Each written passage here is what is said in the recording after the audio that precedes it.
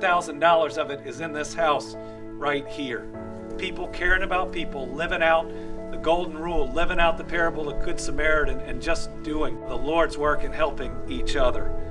To Andrew, who's got the best first name in the business, and to Charity, we want to provide you the keys to your new Kentucky home. Congratulations.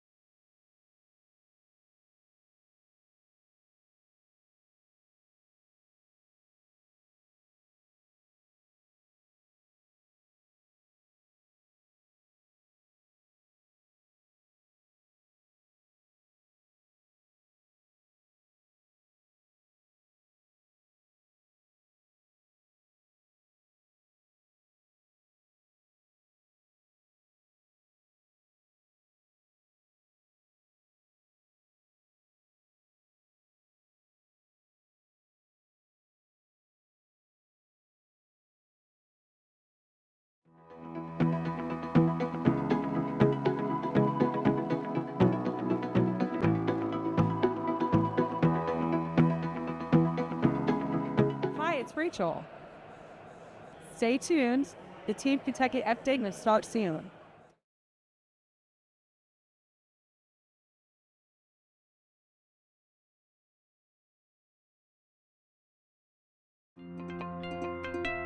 Our parks have something for everyone. Hiking, history, golf, fishing, boating, caving, watching wildlife, or relaxing by the marina or at the pool. Our state parks are treasures and are truly the finest in the country. And today, we celebrate 100 years of our parks offering unforgettable experiences to families near and far. So to everybody who's joined us today, happy 100th anniversary.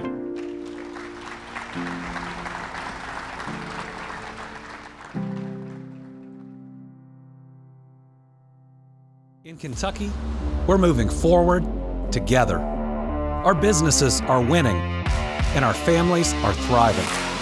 Because Kentucky is a place where business is fast, but the pace of life is just right. We found the way to create a brighter future by working together, by leading with our values of kindness and hard work. Now, we're looking at a new Kentucky, one where good jobs and a good life are possible for everyone. Y'all interested? We don't blame you. So come explore your new Kentucky home. Hey everybody, it's Andy. It has been an exciting couple of weeks and we've welcomed a lot of new followers and friends. We hope you'll stick around because we've got great things going on in Kentucky. We've broken every economic development record. We're creating better jobs at higher wages, bringing healthcare to all corners of our Commonwealth. We are taking our place as a national leader, and we can't wait to share all the good news with each of you. So once again, stick around, invite your friends. Let's create a better Kentucky. Let's create a better United States of America.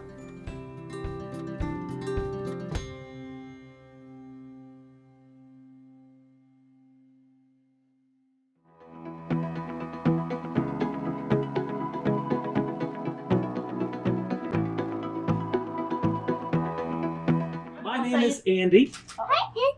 Hi, it's nice to meet you. And I am so excited to come here today with such a special group because each and every one of you is really special. You know that?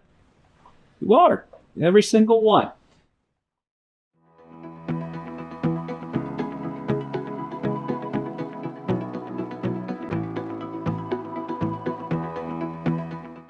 Across the nation, the opioid epidemic continues to devastate communities and families.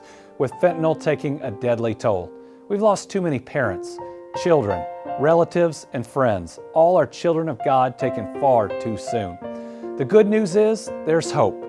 We've worked hard to boost access to treatment while also reducing the stigma around asking for help. We've made a lot of progress, but we still have a long way to go, and I'm confident we'll get there.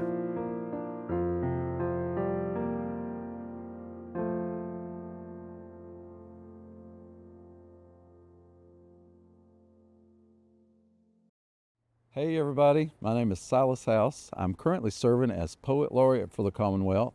Please stay tuned because the Team Kentucky update is coming soon.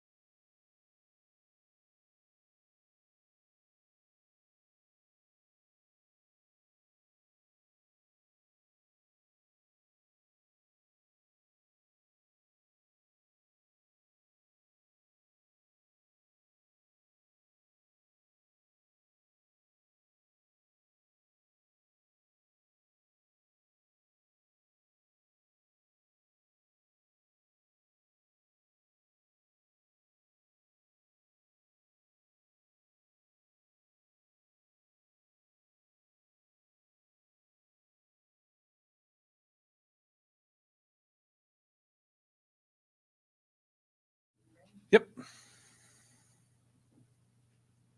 Hello, everybody. I'm Andy, and welcome to this week's Team Kentucky Update.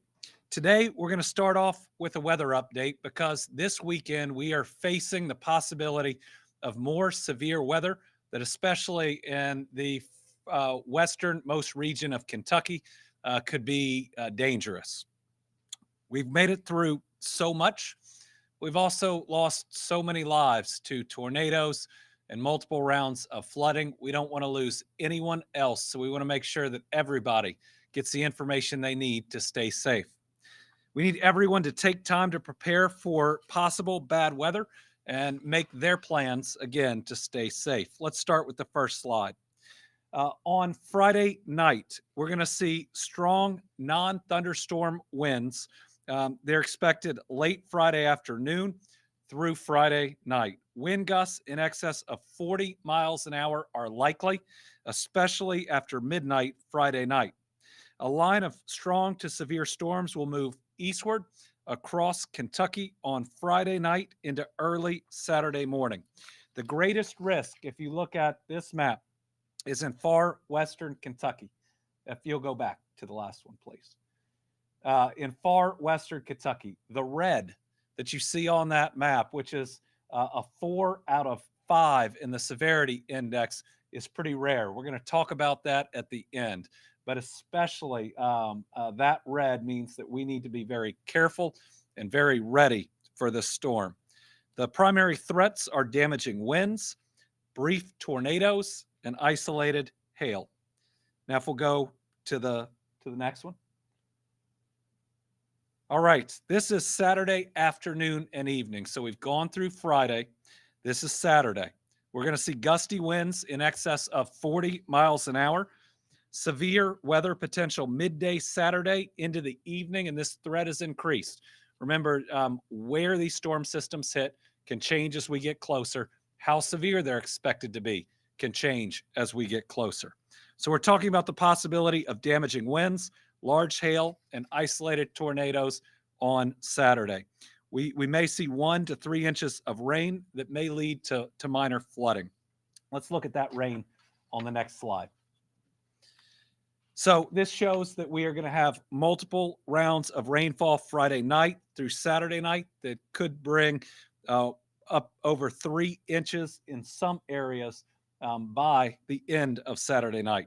Heavy rainfall rates and thunderstorms will increase flash flooding potential Saturday afternoon and evening. Remember, in this last flooding, we had both flash flooding and then riverbank flooding. So we see the potential in this system for flash flooding and then a minor flooding chance on the Green River downstream of Munfordville by early next week. That's the only riverbank flooding that we're tracking at the moment.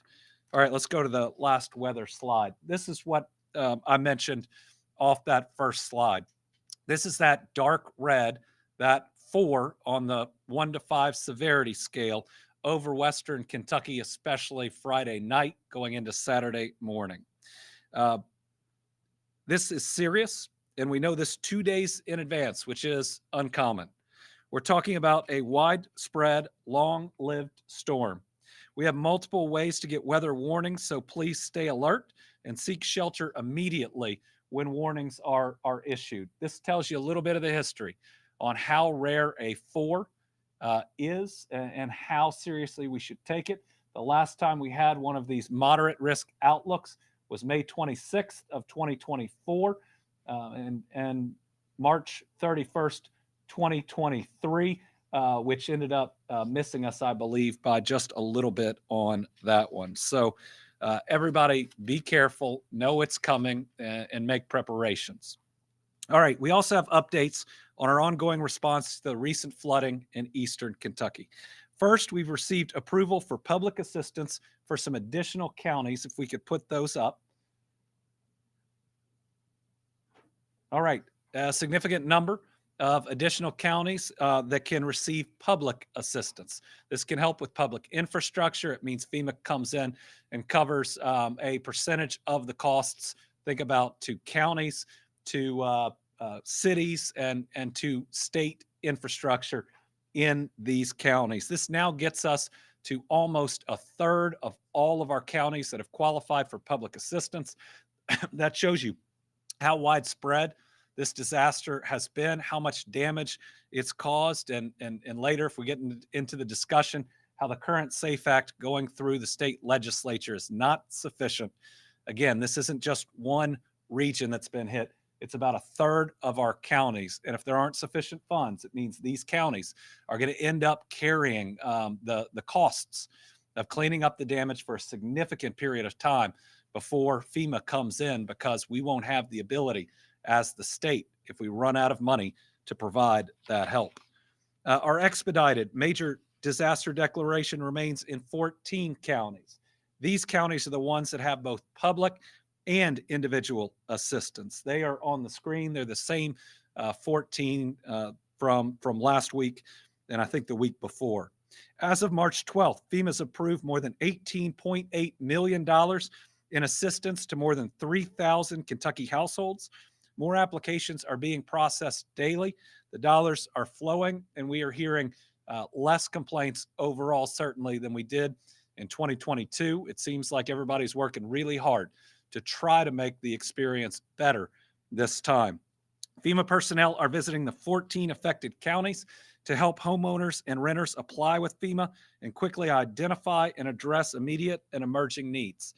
They can also provide application status updates and referrals to additional resources. There are now 11 disaster recovery centers open. They're on the screen. Remember, this is where you can come in. You can talk to FEMA. You can talk to the SBA. You can talk to our state groups that are in there. If you're having trouble with your application, go to one of these centers and talk to people in person. It seems that the folks are trying to be as helpful as they can, but looking somebody in the eye and working through every concern in an application, we see it yields better results. It gets more yeses coming out of FEMA and hopefully more dollars in the pockets of our Kentucky families that need help on rebuilding. This information changes over time, so you can visit our website on the screen for any updates. Good news on state highways. We're down to only 8 closed due to flooding. They are in western Kentucky. We're down to 6 closed due to rock slides and mudslides. Some of those, while we say closed, are one lane at the moment. When we look at assessing roads and bridges, again, that was helped in the last 2 natural disasters by the SAFE funds. We have more than 600 reports of damage to state highways thus far. We performed 213 bridge inspections. They're all safe, but 19 are going to require follow-up to identify repairs, and as many as 95 have been impacted by debris. We recently received approval to accept applications for disaster unemployment assistance for individuals in those 14 counties who are out of work as a result of the severe storms beginning on February 14th. The deadline for disaster unemployment assistance is April 25th, 2025. We also just learned on Wednesday that we've been approved for a 2-day extension for the Disaster Supplemental Nutrition Assistance Program. This is food assistance for those that have been impacted by the natural disaster. It's called DSNAP. As of March 10th, we've had 2,565 applications. 466 households have already been approved, covering 1,699 Kentuckians. The average benefit is $660. Folks living or working in the 14 counties affected that qualify for DSNAP may apply for assistance through March the 14th. I think that is tomorrow. So make sure that you see and you get your applications in before that deadline. Kentuckians can also apply by following the directions on the screen. There's both a number and you can visit any of the DCBS local offices.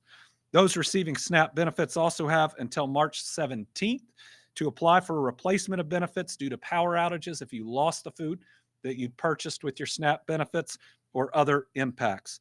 And finally, those receiving SNAP or DSNAP in the approved counties can purchase hot prepared food at approved retailers with their benefits in the 14 counties and the 15 bordering counties until March 27th. Those counties are on the screen. As another reminder, the U.S. Small Business Administration approved disaster loans for 22 counties. Applications for disaster loans can be submitted using the My SBA Loan portal at lending.sba.gov, or you can visit one of the disaster recovery centers. We also have a phone number on the screen and other contact information. The deadline to apply for an SBA disaster assistance loan is April 25th. The deadline for economic injury applications, which is slightly different, is November 24th. An update on our parks. They are sheltering 244 people at 5 state parks, occupying 97 rooms. Additionally, Jenny Wiley's campground is sheltering 34 people in travel trailers. Now I want to wrap up the flood recovery update by thanking those who are continuing to step up and help others. I want to applaud the Kentucky Emergency Management and FEMA for working together to request the U.S. Department of Veterans Affairs to be at 2 of the DRC, the Disaster Recovery Center locations. This has allowed us to assist our veterans specifically in recovering from this event. This is the first time our emergency management team has made this request, so thank you to Director Gibson and everybody involved. The action shows that our Kentucky values of helping our veterans and our commitment to helping our neighbors. The VA team tells us that together we've helped 107 veterans and their families that were affected by these floods. And they've connected with over 200 community members and stakeholders in this work to help our veterans and their families. Okay, so today I'm also excited to announce more investment in our tourism industry. Kentucky tourism is booming. The last 2 years we have the numbers for were the best years on record. In other words, we broke the all-time record, and then we broke it the next year. And I am certain when we get in the numbers for last year, we'll have broken the all-time economic impact for tourism for 3 straight years. We've continued to celebrate win after win, and I want to thank the hard work of everybody in our tourism and hospitality industries. Building on our new Kentucky Home initiative, today I'm happy to announce the state has awarded $543,374 in grant funding to 19 trail town communities. These grants will help improve, enhance, and promote projects that boost the quality of life in local communities while attracting visitors near and far. Our Trail Town Grant Award recipients include Brownsville, Burkesville, Campbellsville, Cave City and Horse Cave, Dawson Springs, Hazard, Jamestown, Liberty, Manchester, McKee, Munfordville, Olive Hill, Park City, and Stearns. Each of those cities are receiving $30,000. Hyden will receive more than $29,700. Irvine and Ravenna will be getting more than $27,000. Livermore, more than $26,000. Elizabethtown, more than $25,000. And Pikeville will get $15,000. This funding is going to benefit a lot of communities. You're going to see new benches, kiosks, and some much needed trail maintenance that creates a safer experience. In Brownsville, they're planning on improving waterway access with new ADA compliant accessible launch ramps. We have a video from Vanessa Ohm with the Brownville Trail Town. Brownsville was designated as a trail town in 2019. And ever since then, we have seen that uptick in the outdoor adventure seekers. The Evanston County Tourism Commission is extremely grateful for the Team Kentucky grant we have received for our trail town. We think it is going to do wonders for what we can do for our trail town, because we're looking at how do we make trails safer? How do we make sure people know that we have these trails? We have an abundance of trails, not just hiking. We have mountain biking, cycling, horseback riding, canoeing, kayaking. You could even go ATV riding on trails. So when you're here, we would love for you to be able to come to a central location, see everything that we have to offer, plan your trip, and then be able to get out on the trails. These Kentucky trail towns work hard to create unforgettable experiences, share their unique stories, and highlight the beauty of our Commonwealth. I'm excited to see how these communities will continue to provide these new and incredible experiences and show off the best of our new Kentucky home. This month, we're also taking time to recognize and share our appreciation for Kentucky's school social workers. Social workers see our kids during the toughest of moments. They know better than anyone about the challenges that Kentucky families face. These folks are our boots on the ground doing the work every single day to create a positive environment in our schools. They look out for our children and they connect them to the resources they need to thrive, because every Kentucky child and every Kentucky family deserves a chance to succeed. It's tougher than ever to be a kid right now. But through our social workers' work, they've served the lost, the lonely, and the left behind.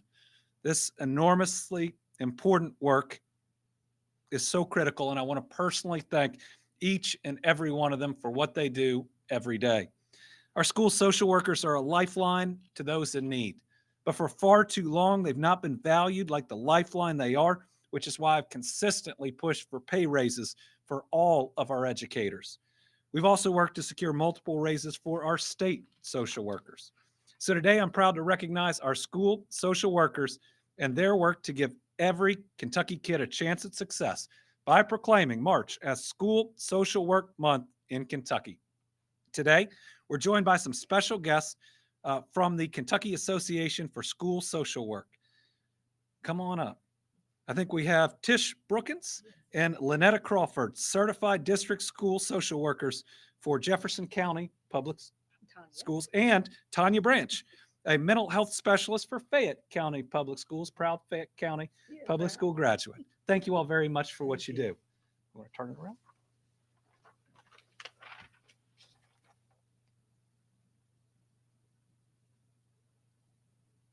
You want to offer some words? Yes, Please. thank you. Thank you. On behalf of the Kentucky Association for School Social Workers, we are excited and we extend our deepest gratitude to you, Governor Beshear, for recognizing School Social Work Month and the invaluable role school social workers play in the lives of Kentucky students and families. Your recent journey to Selma to commemorate Bloody Sunday underscores the deep ties between social justice and the work that we do every day. The bridge in Selma represents more than history. It is a call to action, reminding us that justice, equity, and advocacy remain at the heart of our profession. Just as those who marched before us fought for the fundamental rights of all people, school social workers in Kentucky continue to champion the rights of students and families, ensuring access to education, mental health support, and resources they need to thrive. As educators, advocates, and problem solvers, school social workers navigate challenges that impact student success. From poverty and trauma to mental health and family stability, we are honored to stand with you today to reaffirm our commitment to social justice, equity, and the well-being of every child in the Commonwealth. Thank you, Governor Beshear, for your leadership and for recognizing the essential work school social workers play. Together, we are building stronger schools, stronger families, and a stronger Kentucky. Thank you. Thank you all. Amen. Thank you. Thank you for everything you do.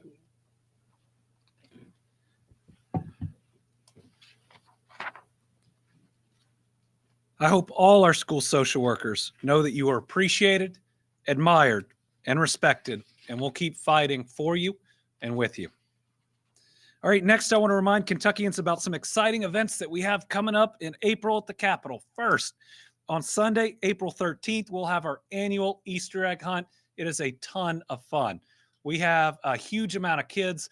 We have the Easter egg hunt on the back lawn between the Capitol and the Annex, and it's amazing when that whistle goes off to see hundreds of kids in just pure joy enjoying the moment.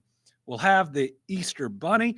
We'll have face painting and food trucks. It's a special day, and we hope as many folks will come out and join us as they can.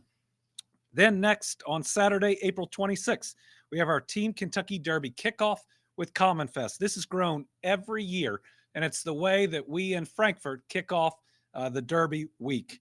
The event will take place on the south lawn of the Capitol, though I think it actually wraps around the Capitol into one of our parking lots too.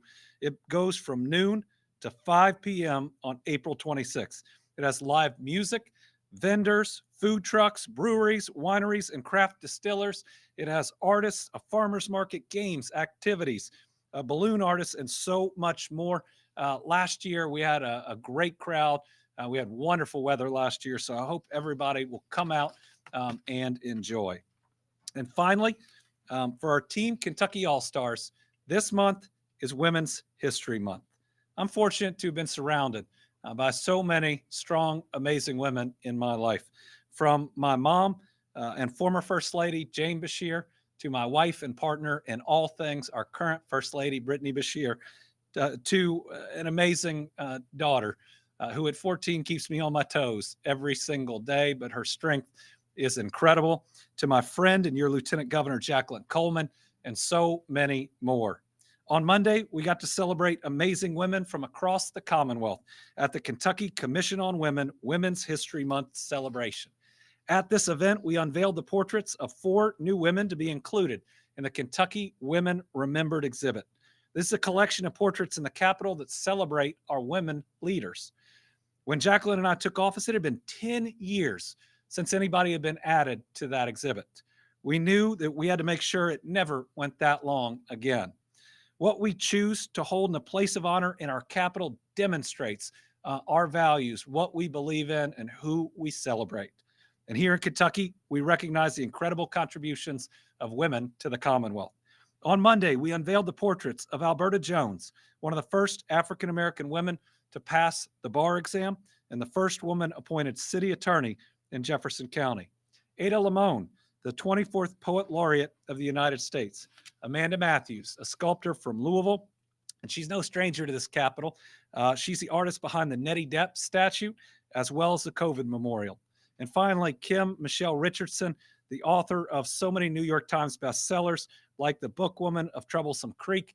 She also participates in so many different philanthropic and other activities throughout the Commonwealth. I'm so proud that each of these women will have their portrait hung in the Capitol for so many to come through and to learn about the great leadership that they've showed. I'm proud to name these 4 women as this week's Team Kentucky All-Stars. Their portraits will be a daily reminder for current and future generations of what it means to be an outstanding Kentucky woman. All right, with that, we will open it up to questions. We got a whole bunch of journalists here and none on the line. So we'll start with Austin. Thank you, Governor. Wanted to ask about House Bill 495. That's the one that was changed yesterday to ban Medicaid funding for any gender-affirming care. One, what's your position on that? And then 2, what's the current status? It seems like there's some uncertainty and not clarity. So that's the bill that of Medicaid funding for those services currently and in the recent. So that's the bill that also tries to undo the executive order banning conversion therapy. Listen, conversion therapy has been discredited by every major medical organization that's looked at it. It significantly increases the chances of suicide amongst our LGBTQ plus youth. It is equivalent of torture, and we should not be allowing it to happen here in the Commonwealth. Those are children of God that deserve our protection when something like conversion therapy has been so discredited, and there's so much data showing how harmful that it is. So like we see happen so much in the General Assembly, the legislators then took a bill that was about one thing, and without any notice to the committee that would have to vote on it, and typically without many hours to review it on the floor, change it to either add something else or make it about something else. It completely lacks in transparency, and it doesn't give the public the time to come and to be a part and to make their voices heard. Listen, if you think you're passing the right things, you don't have to hide it. And it's time to stop a lot of this shell bill and committee substitute nonsense and embrace the people that elect you and allow them to actually see a transparent process. In Medicaid, we allow medical experts to determine what is medically necessary. We don't determine someone's health care based on the politics of the day. To me, this is another example of the supermajority trying to stand in between a person and their doctor. And it adds on things done last year where they were saying, okay, well, adults should have certain abilities to make healthcare decisions. Well, they appear to be going back on those statements or those beliefs here. But again, people's healthcare shouldn't be determined by politics of the day. They should be determined by doctors, scientific expert, and what's medically necessary for them. McKenna. Thank you, Governor. I wanted to ask about some changes in House Bill 5 reforms the Safe Fund bill. There's a slight change about how much money can be issued in a biennium. And given these changes, how do you feel about the bill now, and would you sign it if it comes through that? Well, the current SAFE Act isn't enough and won't be enough. And what it's going to result in is counties or cities having to carry significant amounts of money they've had to pay out to help clean up or to repair their infrastructure, because it can take years before that FEMA money comes back in. What we were able to do in our SAFE funds is help counties not to suffer from that financial hardship because they were hit by a tornado or a flood. If you don't have enough money, you can't help all the counties. And we just showed you that almost a third of our counties have enough damage to qualify for public assistance from FEMA. And that is not a low bar. It means a lot of damage all over the Commonwealth. Now, the bill got a little bit better from where it originally was, because what they originally set is, for the first time in history, they set a cap on what we could spend to respond to a natural disaster, that we couldn't go further into a rainy day fund after we have a really rainy day. I believe we should have sufficient access to help our people after a natural disaster. But they'd set $50 million in this fiscal year and $50 million in the next.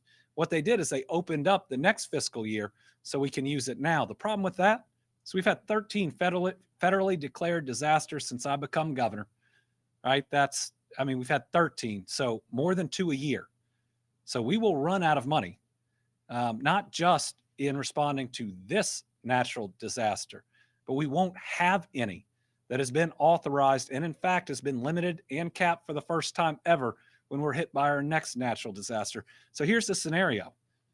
We're out of money and a natural disaster hits, and they might say, call a special session. I'm over at the EOC working with the National Guard and working with first responders, trying to save lives, following what that next weather event's going to be, working in the immediate aftermath for search and rescue and sheltering. That's not the time where you can have 130 plus people in trying to, determine how much will need to be allocated when it's just happening right then.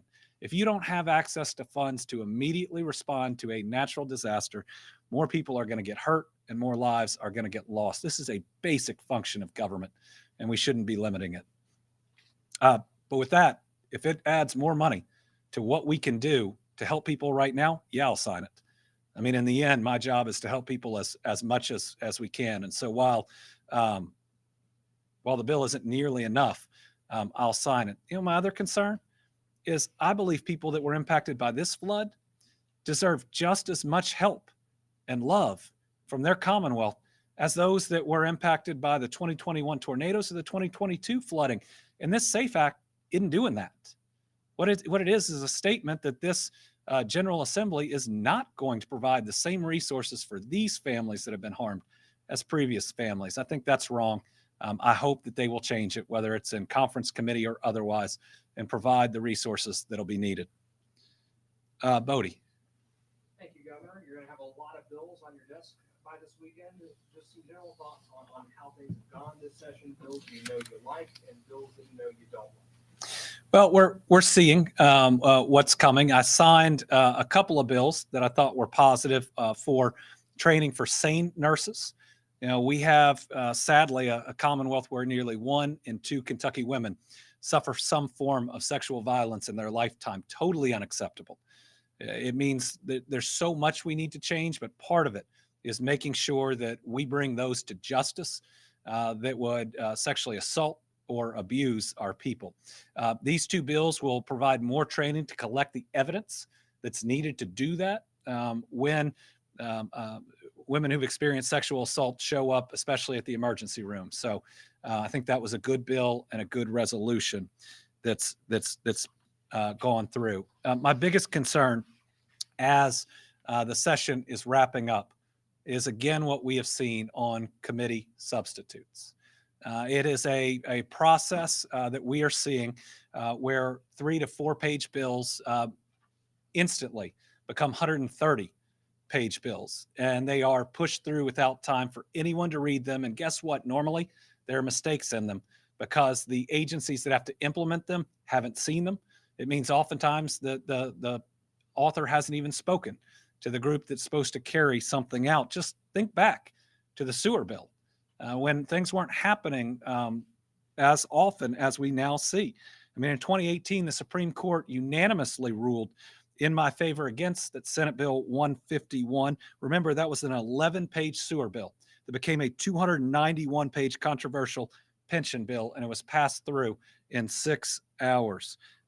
Now, let's see, we saw on Tuesday, Republicans took House Bill 775, a 4-page bill offering small changes to tax increment finance or TIF districts, and turned it into a 107-page bill that makes major changes to our state's core tax laws.